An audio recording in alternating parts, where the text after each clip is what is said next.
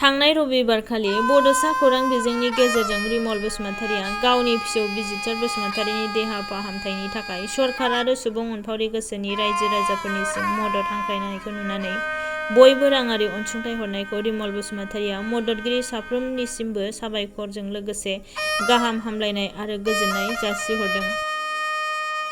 नाथाय दुखुनांथाव बाथ्रा दि रिमल बसुमतारिनि फिसौ 6 बोसोर बैसोनि बिजितर बसुमतारिया थांनाय हरनि 2 रिंगासो समाव रुंसारि जालाङो। बेनिखायनो बिजितर बसुमतारिनि दुखुथिया बिबौ रिमल बसुमतारिया खैफोदनि समाव मदद होनो ओंखारबोनाय साफ्रोम रायजो राजाफोरखौ दुखुनि समावबो साबायखर बावहरदों।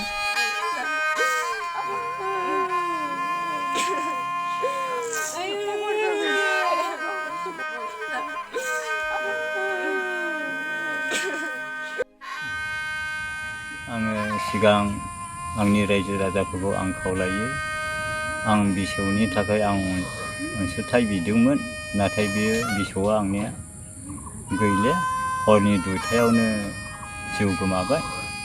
दा जाया हरनो नागिरदोंमोन बिसोरबो